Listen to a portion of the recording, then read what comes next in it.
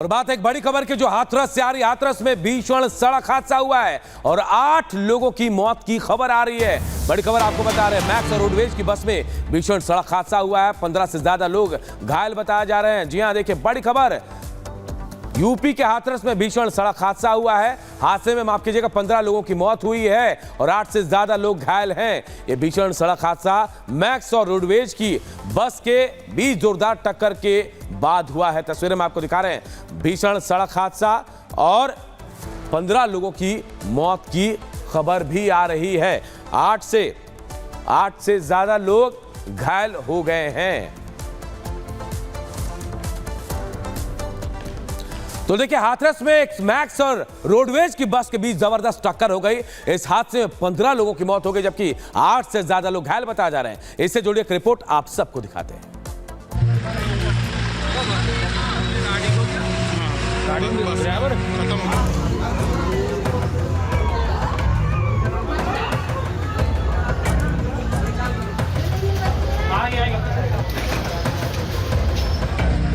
भीषण सड़क हादसा,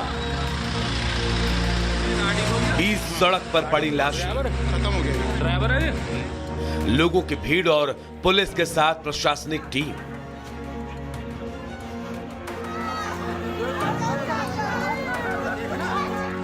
तस्वीरें उत्तर प्रदेश के हाथरस की है, जहां आगरा अलीगढ़ नेशनल हाईवे पर मैक्स और रोडवेज बस के बीच भीषण भिड़ंत हो गई।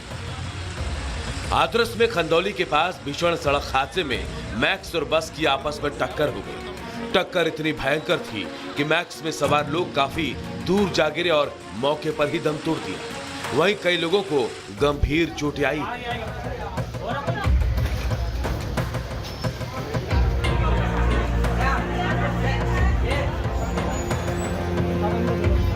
जानकारी के मुताबिक 15 लोगों की मौके पर ही मौत हो गई। मृतकों में 7 पुरुष, 4 महिलाएं और 4 बच्चे शामिल हैं। वहीं करीब 1.5 दर्जन लोग घायल हुए हैं। इनमें से 8 लोगों की हालत ज्यादा गंभीर बनी हुई है। हादसे की सूचना मिलने के बाद मौके पर पहुंची पुलिस ने स्थानीय लोगों की मदद से घायलों और मृतकों के शव को एम्बुलेंस से हॉस्पिटल पहुंचाया। जहां घायलों का इलाज चल रहा है तो अपनों की तलाश में लोग भी अस्पताल पहुंच रहे हैं।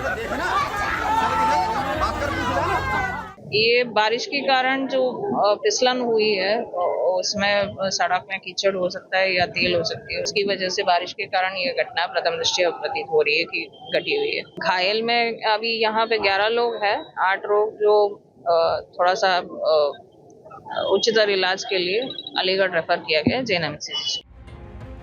इस हादसे के बाद सीएम योगी और पीएम मोदी ने हाथरस की घटना पर दुख जताया। पीएम मोदी ने तो राहत कोष से मृतकों को 2-2 लाख की मदद और घायलों को 50-50 हजार की आर्थिक मदद देने का ऐलान भी किया। इधर हादसे की भयावहता को देखते हुए मृतकों की संख्या बढ़ने की आशंका जताई जा रही है। बताया जा रहा है कि हाथरस सासनी के मुकुंद खेड़ा से कुछ लोग 13वीं का भोज खाकर खंदौली के पास अपने गांव लौट रहे थे और इसी बीच ये हादसा हो गया। Bureau report, Republic Bharat.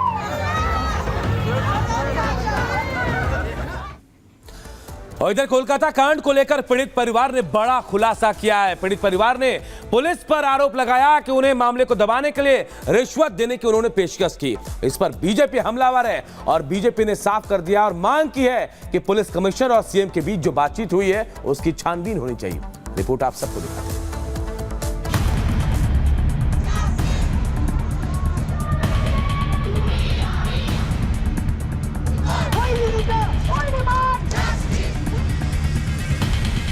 Kolkata कांड में जहां एक तरफ पीड़िता को न्याय दिलाने के लिए बंगाल की सड़कों पर हर रोज प्रदर्शन हो रहा है, तो वहीं इस मामले की जांच के दौरान हर रोज बड़े खुलासे भी हो रहे हैं। पीड़िता के पिता ने कोलकाता पुलिस पर मामले को दबाने के आरोप लगाने के साथ साथ ये भी आरोप लगाया है कि पहले तो बिटिया का जल्दबाजी में अंतिम संस्कार कर पूरे मामले को दबाने की कोशिश की गई, तो वहीं कोलकाता पुलिस के एक वरिष्ठ अधिकारी ने पूरा मामला सामने आने के बाद हमें रिश्वत देने की भी कोशिश की।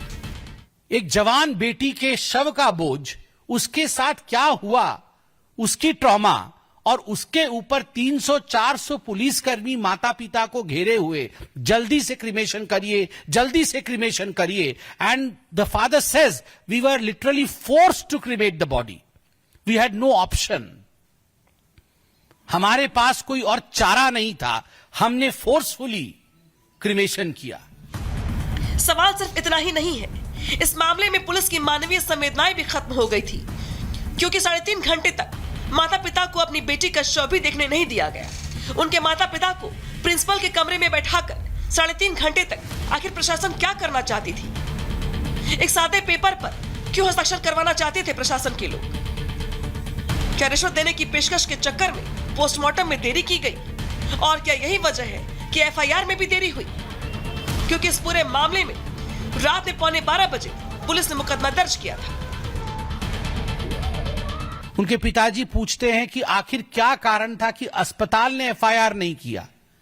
बॉडी सुबह मिल गई मगर अस्पताल ने एफआईआर नहीं किया. अंततोगत्वा फोर्स होके हमें पिताजी और माताजी जाके कंप्लेंट लिखते हैं कि हमारी बेटी अब रही नहीं, वी सस्पेक्ट फाउल प्ले. और उसके बाद 11:45 PM रात को 11:45 पर एफआईआर दर्ज करती है लोकल पुलिस.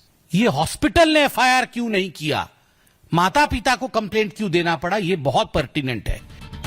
इसी के साथ सवाल ये भी है कि स्वास्थ्य मंत्री के रूप में ममता बनर्जी जवाबदेही क्यों नहीं ले रही है? क्या सबूत नष्ट करने के लिए संदीप घोष जिम्मेदार नहीं है?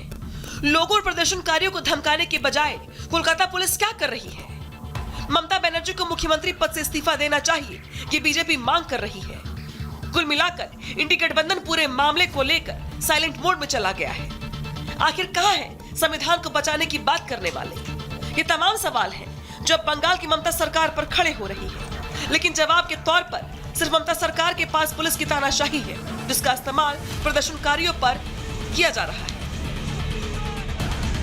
उधर आरजीकर मेडिकल कॉलेज के पूर्व प्रिंसिपल संदीप घोष को भ्रष्टाचार के मामले में गिरफ्तार करने के बाद अब सबूतों की तलाश तेज हो गई है.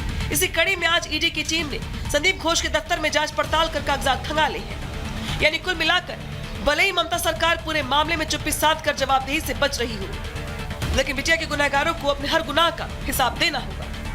Bureau report, Republic Bharat.